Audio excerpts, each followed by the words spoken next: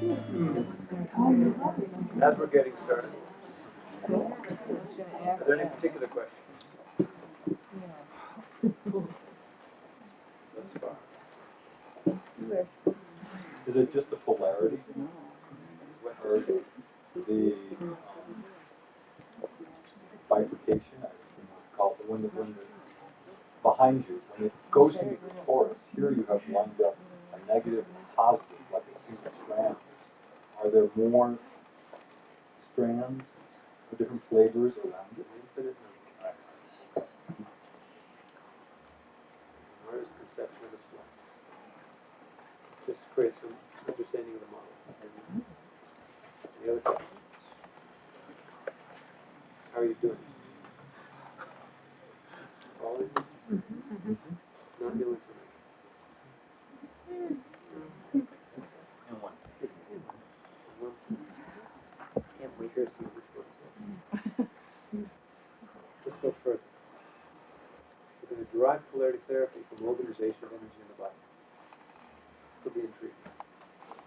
I find it intriguing. Sure. Thank you.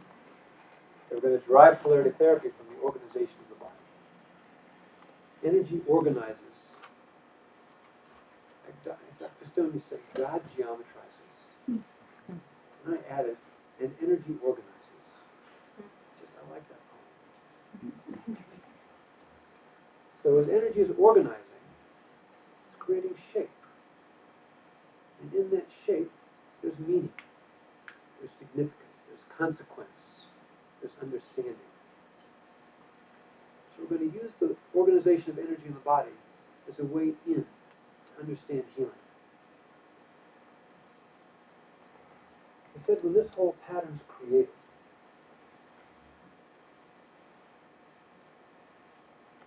there's a force that holds this pattern in such a way that it allows energy to be moved into the body. We call this a fiery force, fiery principle, positive drive. When that force is created simultaneously, there is generated a watery principle, a negative force, that also contains the same form as the reflection back to the point where this was all generated to complete the cycle.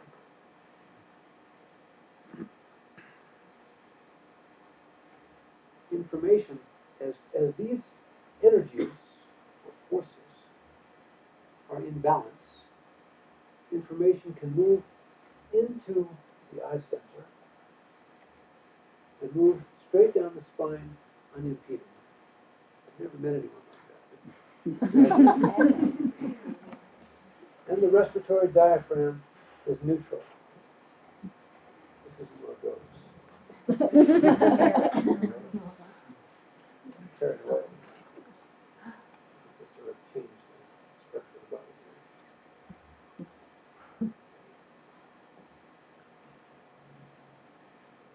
Artist's first draft of conception.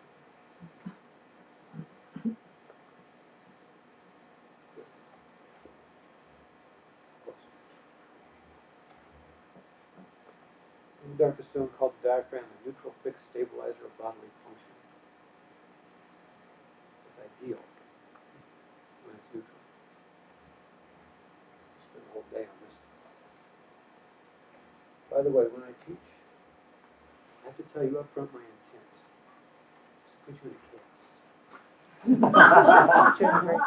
We're going to disrupt every pattern we've learned and allow something else to emerge.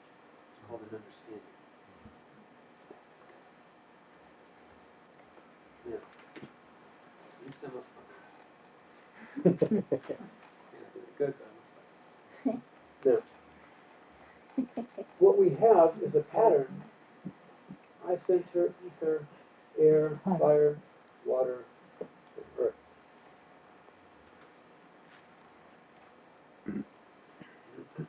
Remember the pentamerous pattern of the elements? Five-fold interlaced patterns of the elements? Yes? No. Dr. Stone's 71 notes? No. No.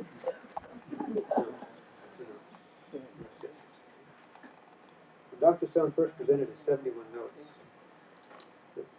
the part that he loved the most was how the colors turned out on the page.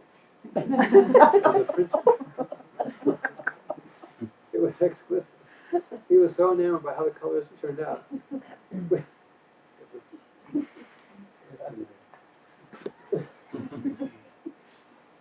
But what he acknowledged, the notes are profound, and they describe what, again, Ayurvedic principles have described for 6,000 years. As energy emerges from these chakras, it generates every aspect of our human experience. We take human experience in a variety of ways, but we don't always appreciate that it's just energy being organized. We get caught up in it. The illusion is enticing and real, and we are embroiled in it, and we lose sight. The first expression of energy moving out of the formation of the chakras.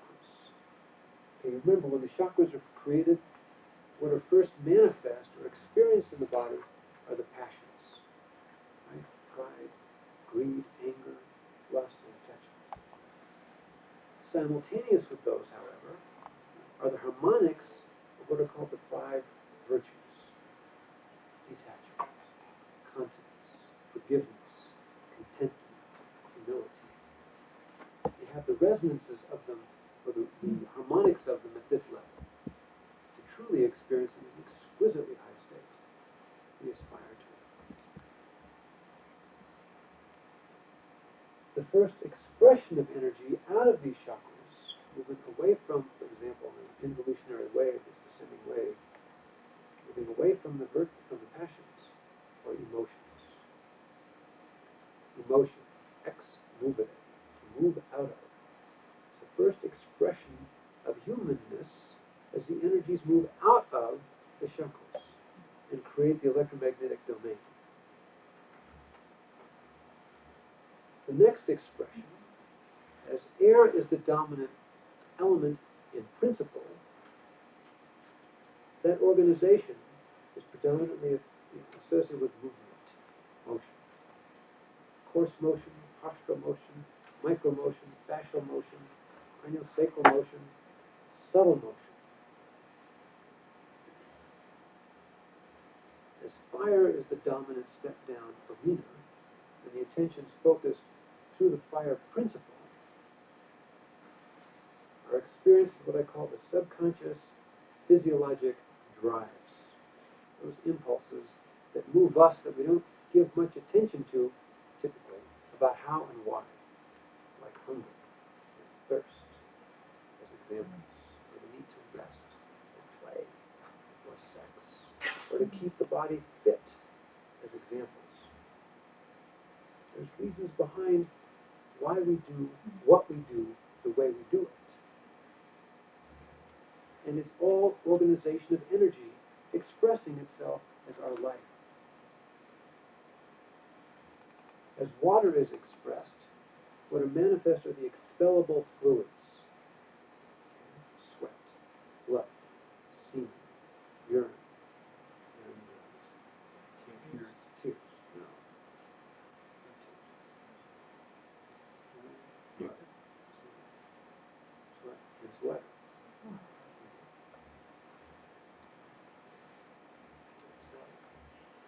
The expellable fluids are created, and we're in the domain of chemistry of the body. We'll look at what that means in a moment. Earth is the container that supports the entire process and generates the tissues of the body. Now, from that step-down pentamerous pattern, pentamerous 5x5 patterns, what I want to help you do now is derive a model that addresses healing of this form and our experience. This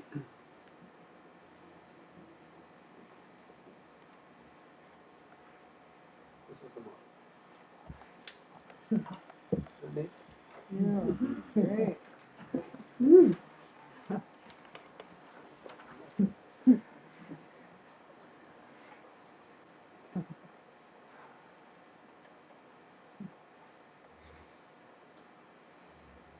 At the hub of this entire pattern is where we live, called the body. I've got 5 concentric circles just depicting the forms of energy in the body: etheric, airy, fiery, watery, and earthy, electromagnetic, radiosonic, microductular, metabolic, genetic.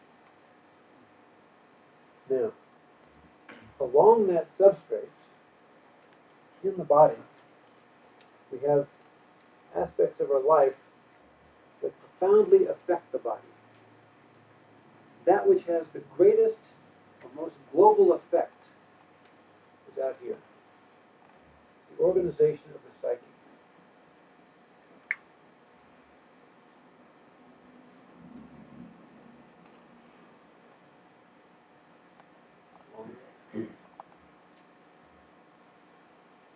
You ever looked at how the psyche is organized? More or less.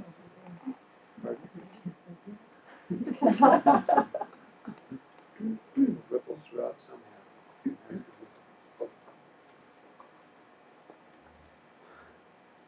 The psyche is embodied. The psyche has a lot of things to keep track of, like breathing, keeping us alive, keeping us safe, formation of boundaries, establishing trust, learning empowerment, appreciating self-validation, self-respect, understanding and learning how to encompass love in relationship, for starters. And it learns by direct experience through some very narrow constraints in our early lives. What hurts and what doesn't. What's pleasurable, what's painful. What's reward, what's punishment. We all know this. And within those narrow confines in our early lives, starting at conception, recapitulated through birth, established in our first formative years, first 8 years, through body being wisdom, go through all that. We establish an image of who we are. We create an identity. We establish strategies to survive, just to stay existing and breathing here. You know the greatest stress on a newborn? What's the greatest stress on a newborn? Yes, not enough oxygen. Hypoxia. The single greatest stress on a newborn. And it doesn't just stop at newborn. We want to keep breathing. Whatever it takes, we want to stay alive, breathing. Prana, life force coming into this form. So we organize our psyche to first ensure that we're safe enough that we continue breathing. Now, we mold ourselves into some very peculiar enclosed cages to ensure that that continues. And it gets embodied. And there are parts of ourselves that come up to ensure that we stay breathing. They control us, they protect us, they ensure that our identity is associated with those aspects of our family, our society, and our culture that are accepted in general. Or we find supports to ensure that we are accepted. And then other parts of us that have been hurt, that have experienced pain or abandonment or deep sadness get pushed aside. We don't like to carry those with us. So we make them go numb. I don't know if you've heard of Robert Schwartz, wrote a book called Internal Family Systems. Excellent. There's another set of works by Alan Sidney Stone, Voice Dialogue. Excellent work, just as references, to appreciate how the psyche forms. So parts of ourselves we put into exile. We disown them, we deny them. The shadow parts is what they become. Then they say, wait a minute. part of this whole. And the source says, I'm whole. I want all of you back. And you've got to come back together, not piecemeal. Okay? So the parts in exile become what Schwartz calls firefighters. They get our attention. They modulate our behavior to get our attention through some bizarre kinds of circumstances, like becoming an alcoholic, or a workaholic, or a rageaholic, as examples. And meanwhile, other parts of our psyche are going nuts, saying, how do I keep this other part of me in control? And I can't for a while, till the energy dissipates, or we die with that. And get ample opportunity further, develop further. And it's okay. So this organization of the psyche has, I don't like to overuse the word profound, but it has a profound influence on the organization of the body.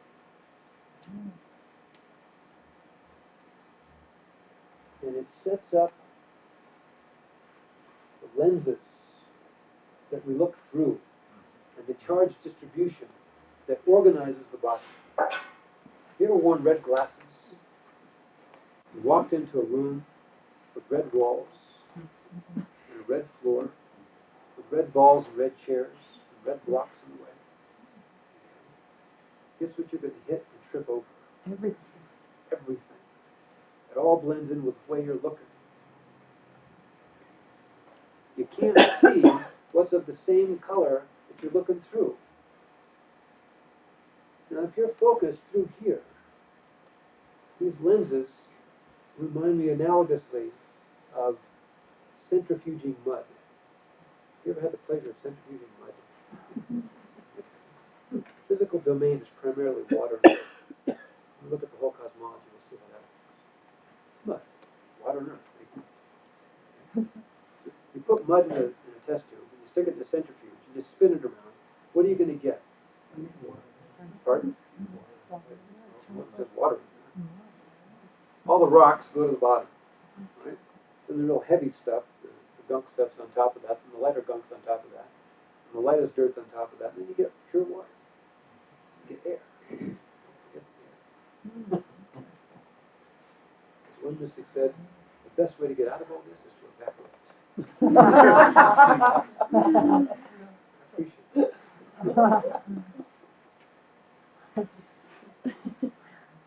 You ever consider evaporating?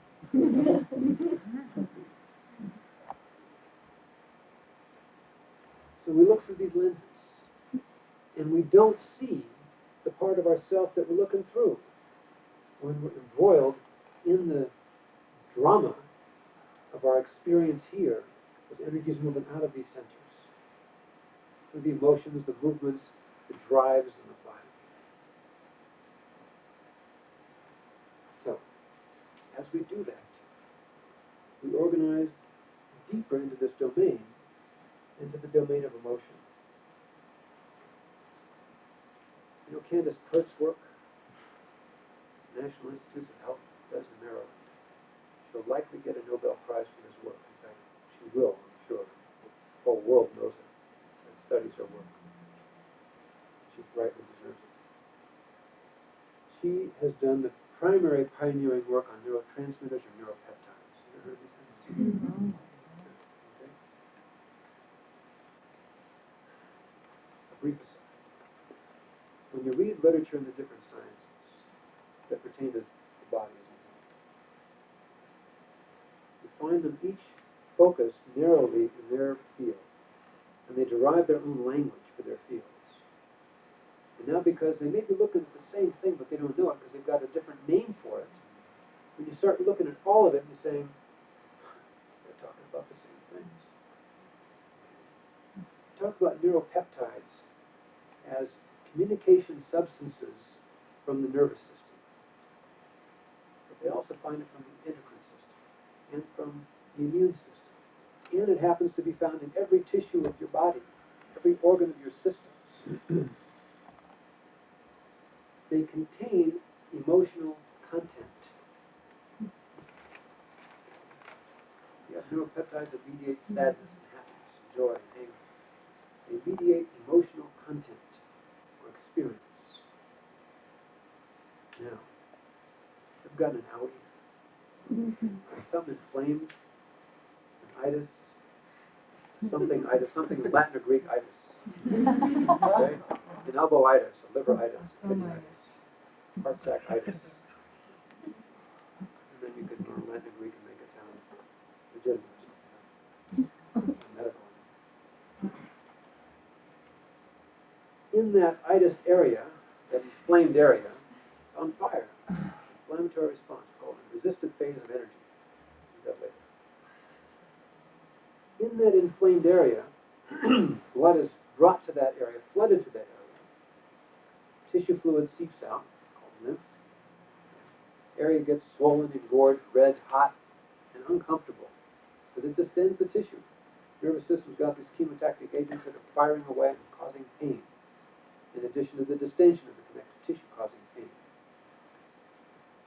And we say it hurts. Make it go away. You ice it, you put trauma ointment, you kiss it, you touch it.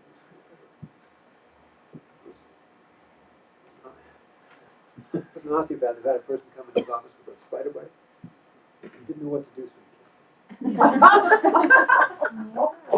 went away. I thought that was lovely.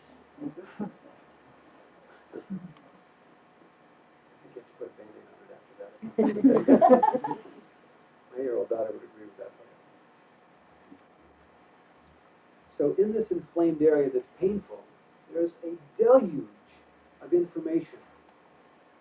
Neuropeptides, neurotransmitters, hormones coming from different tissues to that area. It got your attention. Now inside that, there's emotional content. Behind the emotional content is an image, a story. Some reason for those emotions to have the content that they have. Behind that is your identity. What you've associated yourself with. Someone says, tell me about yourself. Who are you? Then you describe some scenario. Well, is that really who you are? Well, I think I am. There's a lot more. Behind that identity is our truth. The part that never changes. Truth is true no matter what reference frame you're looking at. It is not truth compared to untruth. It's not that polarity. It's what's in between. So, when we get our attention from pain as an example, these exiles saying, take a look. It's our own psyche's desire for wholeness.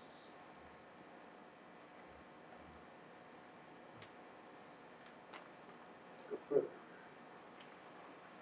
Pray don't.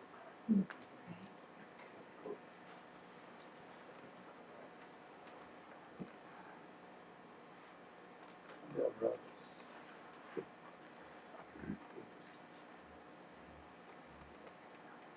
Then, next is what we call air. Movement. It's how we move the body.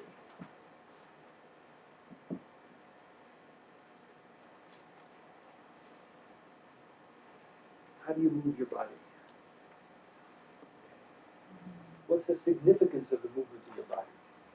Do you realize that everything that you go through that's not resolved is encoded and recorded in your body? You realize that, right? Your body posture shows that. We did research from 79 to 84, two of us, the pioneer principal researchers in this field. We took tens of thousands of full spine radiographs, X-rays. Tens of thousands. A lot of that research was accumulated over 25 years before I came on board. I didn't know what to do. I started applying these models to it. I started understanding what the posture itself says, how it changes over time, and what it means when it does, down to the millimeter. Showing exactly how that psyche is embodied. It organizes the backdrop of how we move as our posture.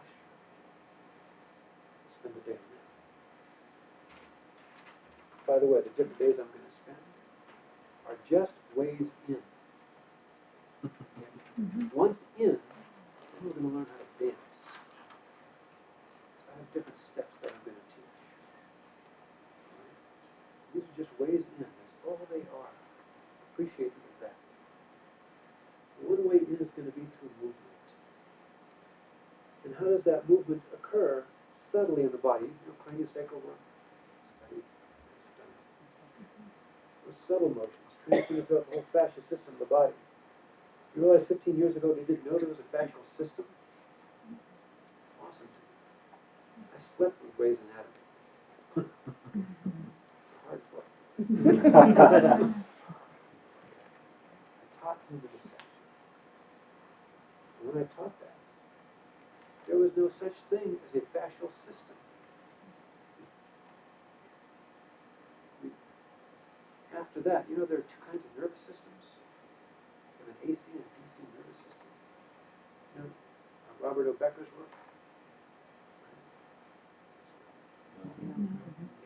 You know the Schwann cells and glial cells? Study those guys. The coverings, right? You used to think those are just coverings. They're not. They actually potentiate a DC potential through the entire body simultaneously. It's now called the healing nervous system in neurophysiology. Teach that. It didn't exist back then. That was up till 1977 when I was teaching. Mid-70s.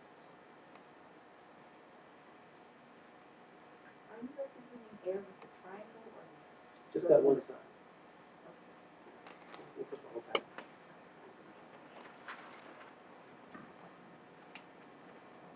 So, information is telescoped through the whole body in very subtle ways, very coarse ways. But it also means, how do you move? How do you stay fit? How do you maintain tone? How do you stretch the system? How do you reduce adhesions when they're formed? How do you reduce inflammation when that occurs, as examples? How do you keep cardiovascular tone, as examples? Well, how do you not? You've sat in class for so many hours a week, you forgot how to move. Look at why you do that. And look at more specifically at how you do that. The how will lead you deeper than the why. The how will lead you into how to do it differently. It serves you more consciously. If we have time this week, we'll go into some.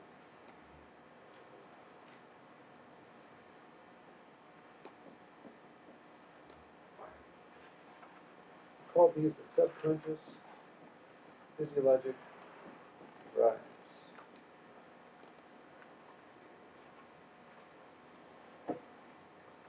Lifestyle. This is where we live. These are the choices we make that we don't even consciously acknowledge we made about how and when we sleep and how much sleep we get, or what we eat, and how we make our food choices, how we satisfy hunger, how we satisfy thirst, what we inhale, imbibe, and ingest. We don't even give it thought. We become habituated as examples. What's behind that? How do we organize to have that kind of style in our life, and what effect does it have on the body? It has direct effects through this whole system. And it bears conscious recognition. Have you ever just mapped out for a week why you make the choices that you make and what you eat? Try it for a meal. Try tomorrow's breakfast. I'm serious. Just give it a momentary thought. Why am I making these choices for myself this morning? And how did I do that? Just acknowledge. How did I do that? Was it just, I'm going back to whatever I've done every morning this week, for the last month, year, decade? Or it's Wednesday, so I eat such and such. My mother did it this way, and it's got to be cooked this way. How do you do that? Just acknowledge it. Especially those of you taking the course. last aspect, water, is also large. What I call our internal and our external environment. Okay. How do we manage that? It's an electromagnetic environment, it's an acoustic environment, it's a structural environment, it's filled with colors and textures and sounds. It's filled with people and interactions. It's filled with chemistries that we can breathe, inhale, that we have in our ground, in the water, in the air. You ever heard of electromagnetic smog? Yeah. Electromagnetic pollution? These are real issues. And it grounds us rapidly onto this planet. And lets us appreciate that we are not autonomous from this planet.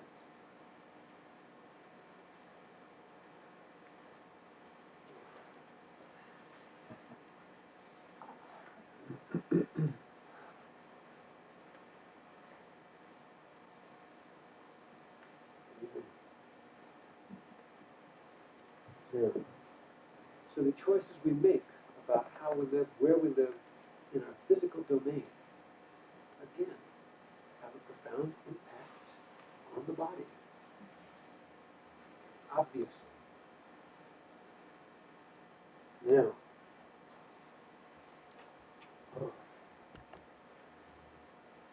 polarity therapy. These are ways in.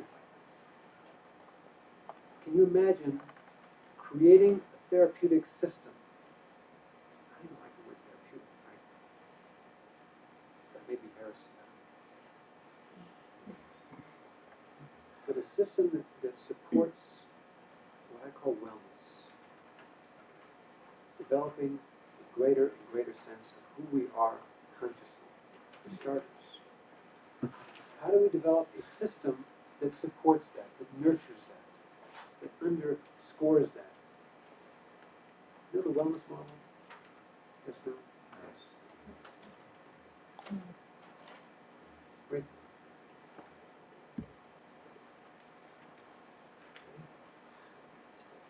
It's the wellness model. There's more to it. The line has a point that describes or demarcates or splits apart two aspects of it. A part to the left and a part to the right. This point is a state we'll call being asymptomatic.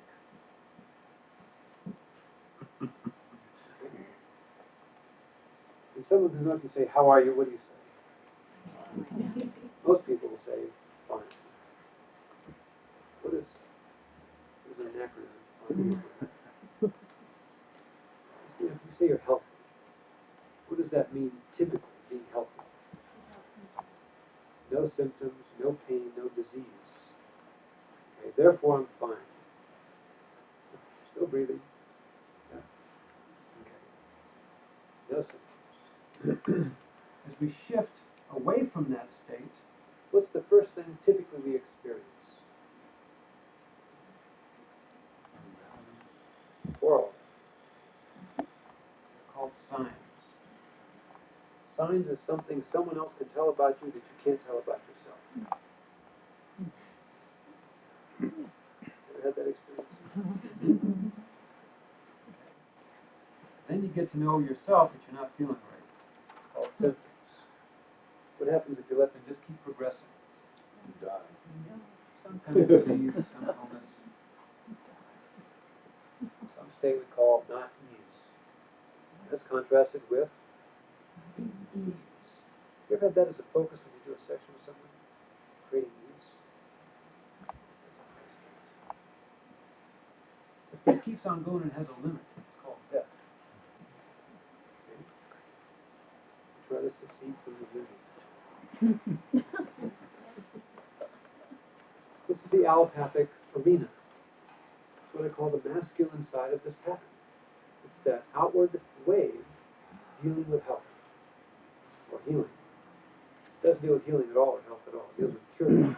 It deals with fixing.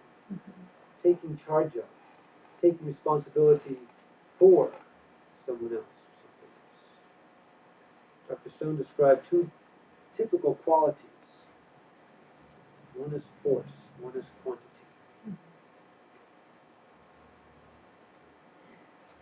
Now, most people spend their whole lives here. They take something, they go numb, so they don't feel the signs, symptoms of disease. Just watch television for 5 minutes. Pick up any newspaper or magazine, periodical of any sort that has a sponsor. You find ways of creating it or ways of going numb. It's all there. And people cycle through here.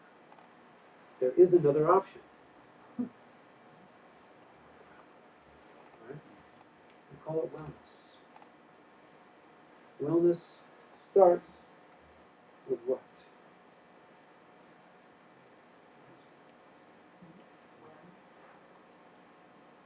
Start. Awareness is part of it. Right now I'm just going to call it education. Becoming aware of what to do, of what it means, what this is about. What's wellness anyway? It's something different than being asymptomatic. It starts as being asymptomatic. That's its foundational premise. That's its springboard. What's beyond having no symptoms? Well, it's not a negation. If I'm not sick, if I have no symptoms, well, okay. Subconscious mind doesn't acknowledge a void. It's going to fill it. So I'll create symptoms and diseases. So this is not a reactive pattern. It's not a negation pattern. It's a proactive pattern. It's something we take personal responsibility for. We don't give it up. We assume it for ourselves. It's a process of becoming conscious. After we learn what to do, what happens then? We do it. We do it. You know what Nike got famous for? It's called action. You do something for yourself and bumble your way through it. Look awkward and enjoy being foolish.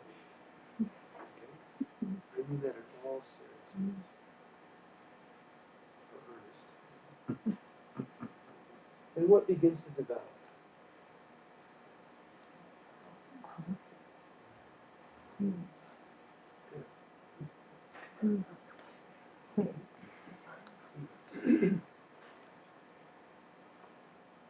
And as ease develops, what we begin to develop are higher and higher states of wellness.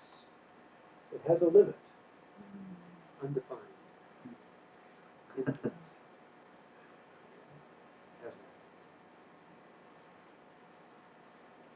How do we support that experience in human life? For starters, first we learn what to do. How do we support that process? We know several things. We know that psyche organizes energy that manifests itself in the body, that creates interferences in the movement of energy in the body and its free flow, distortions, contractions, blocks. Dr. Stone's favorite word. We know that the way we move, the way we organize our lifestyle, the way we interact with our environment externally and internally affects the body. We know further that the body is organized etherically through an airy system, a fiery system, a watery system, an earthy system. We know the whole thing is experienced as an illusion in space. It's a lot to know, for starters.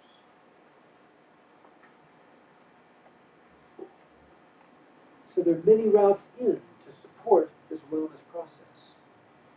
After all, what is the wellness process really? In essence, it is energy going back to its source. Wellness, in its deepest sense, is merging with our source. Now, we have a physical body. Those physical energies want to merge into their source. You know what we call that? Statistics call it death. Okay, that's when the energies in the body merge back in their source. So if you have any illusions that you're going to treat a person on this planet without some obstruction energy returning to its source, have no such illusions. Okay. So maybe that's not our only focus.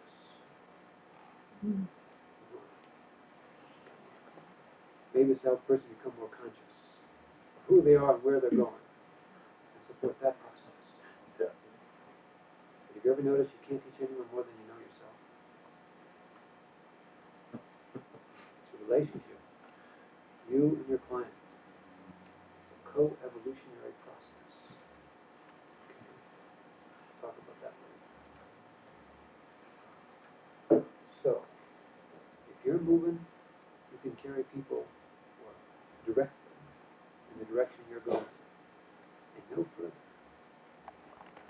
You can't embody it, contain it, and perceive it, understand it, and live it, then you can't justifiably take anyone to where you're trying to go.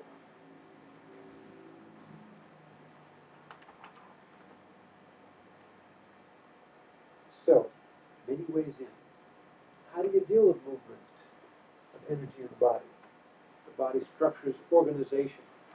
There's a whole bodywork scenario that Dr. Stone described in his body of literature called Polarity Therapy Bodywork. I think he called it that.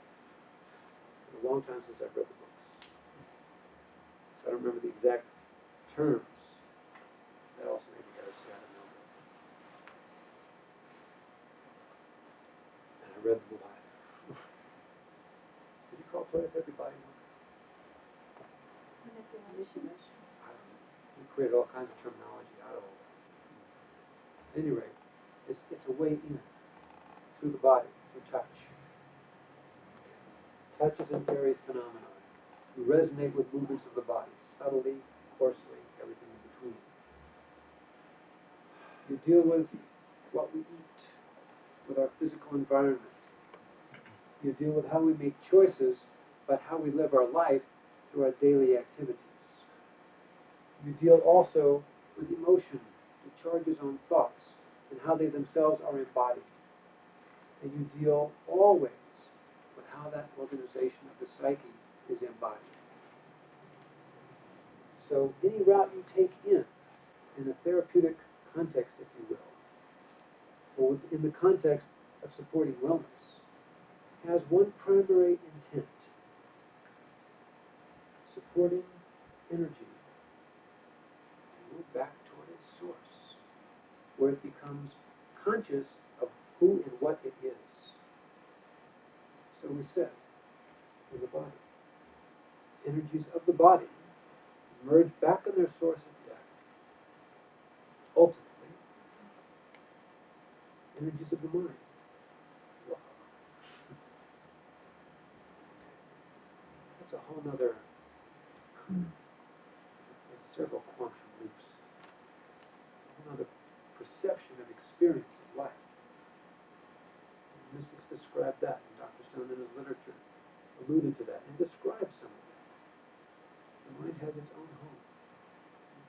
It wants to merge. Just it forgot.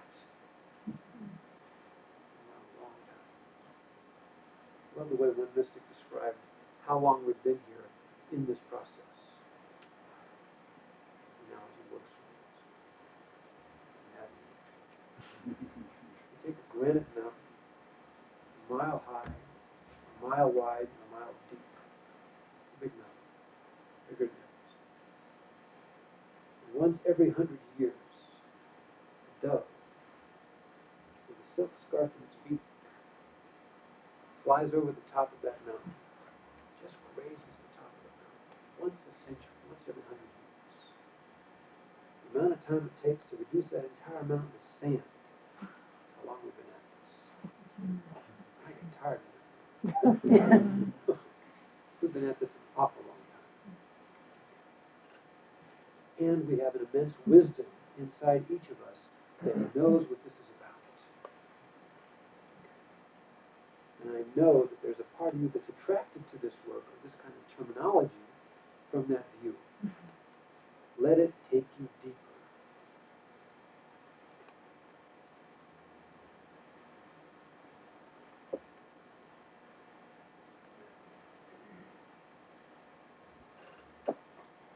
Any questions at this point? Yes.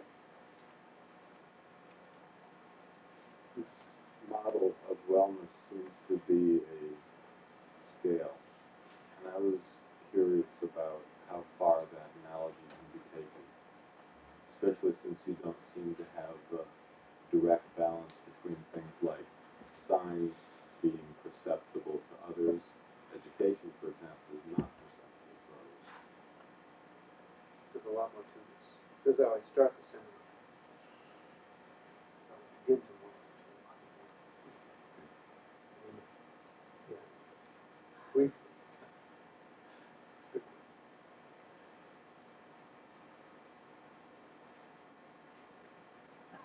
Look at how energy organizes. Energy of organization over time. In our early years, we organize energy pretty efficiently, and then to create identity. We reach a point where the strategies that we use no longer serve us. And we become more and more inefficient in how energy moves in the body and how we move ourselves through our life, interacting with people and circumstances. In that inefficiency, we go through 4 dominant phases of maladaptation. We can call this ether, this air, fire, water, and earth. This phase is called the alarm reaction phase. The next phase we call the phase of resistance. That's the fiery, inflammatory phase. It's the phase of organization of emotions, primarily. And the embodiment and the contractions of tissues for emotions being locked in the system. They have nowhere to go, and they're exiled. They're pushed out of the primary focus of our intent or our attention. When they become resistant, they get our attention first by putting us on fire. Peptides, inflammation, etc. If we don't listen, we go into the next phase of exhaustion. Fixation, locked, reduced motion, reduced physiology. If we still don't listen, we go into stages of degeneration. Points of no return. I thought that was an evolution of efficiency. No, you get that.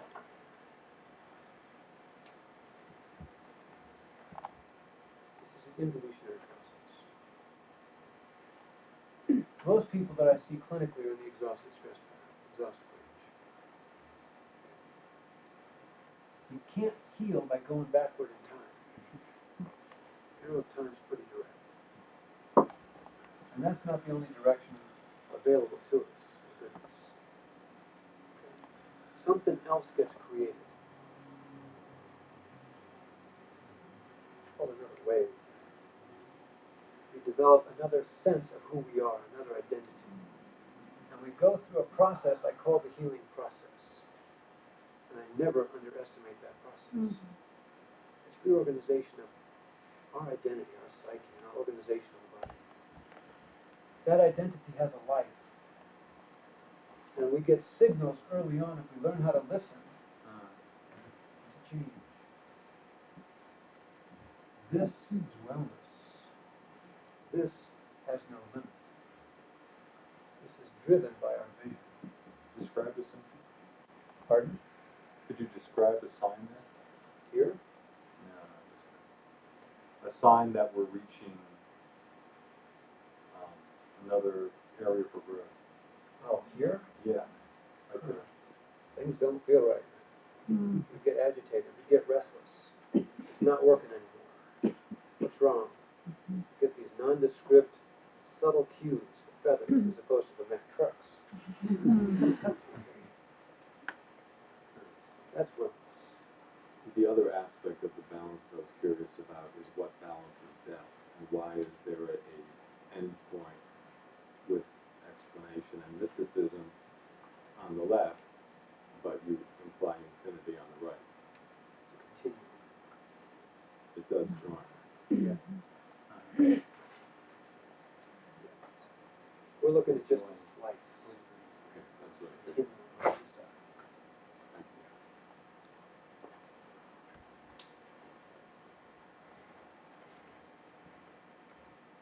Good.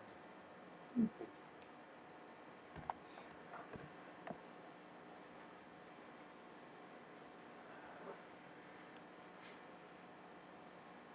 Now,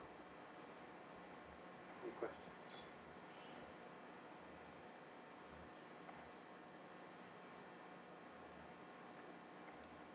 Never go too long. Yes. When we're a child, we're out of our head and into our heart, and that accesses all this energy. And what would happen to that if we got rid of all of this head stuff and came into our heart? Let me answer that a little bit more than you asked me. That's what I wanted to think of. But I'm going to use that as a spring.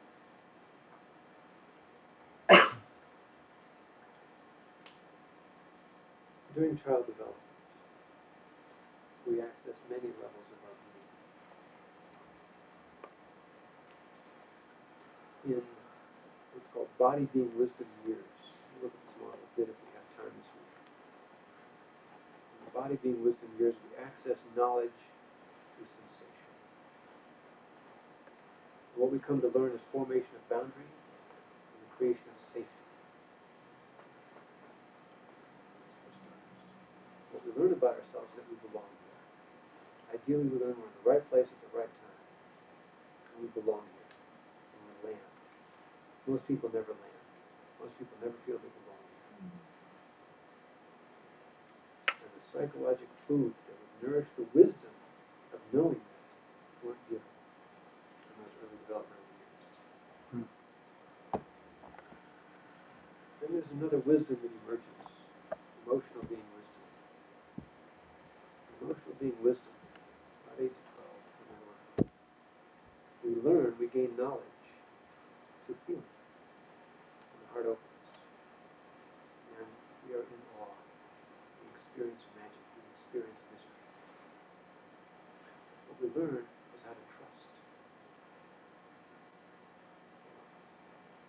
And we learn it by feeling. And puberty starts. And we can create life anew on our own. That's an immense power.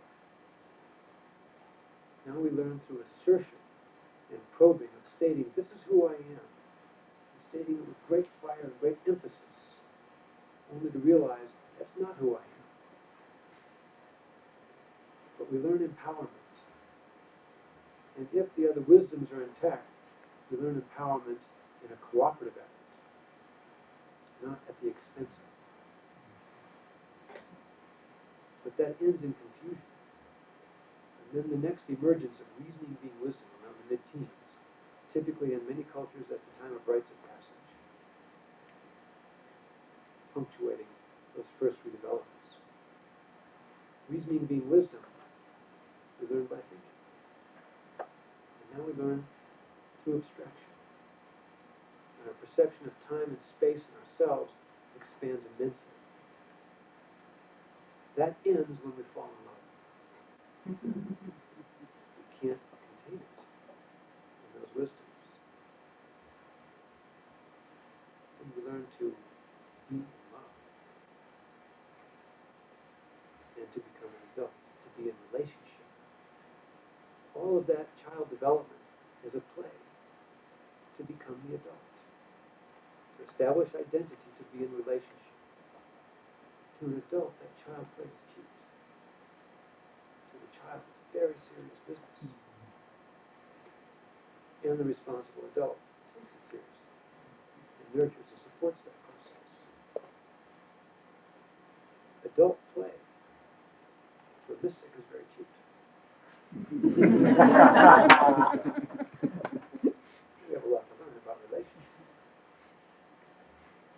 How to care for another person or be cared for. How to care about another person or be cared about. Esteem your self-worth.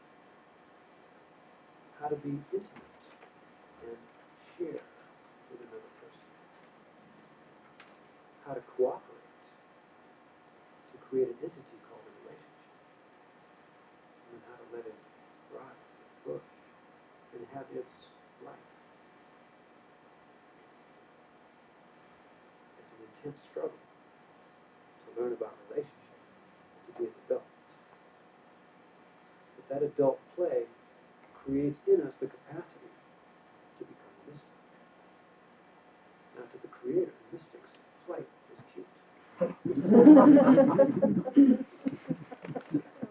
a mystic has many stages to move through to understand the mind, to release it, to experience detachment, to know consciousness and forgiveness by high levels of understanding. Forgiveness is automatic. To develop contentment, deep contentment, where there's true knowledge, understanding, deep understanding, that every experience we have had throughout all life has been a gift. And if there's a gift, there's a giver. So the aspiration is to merge the giver, humility. As every mystic has said, the only difference between a mystic and the rest of us is they know they're a puppet. Humility. Perspective. So the open is constant. And what we open into has no limit. So we do that. We have that capacity. And yes, it's a slow process from our view, our perspective. But that is the journey of life that the source puts out. It must have back, because the source is whole.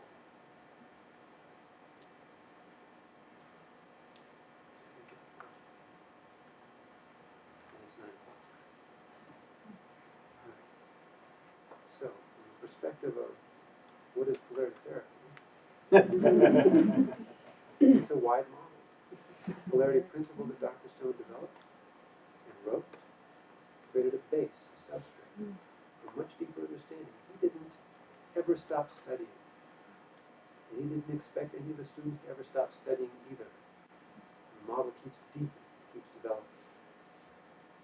So my intent is to share what I understand of that model and how to dance with it tangibly over the next 5 days to get you started in your own artistry. Create your own steps, your own dance. And it's a beginning. I look forward to it. I thank you very much for this evening.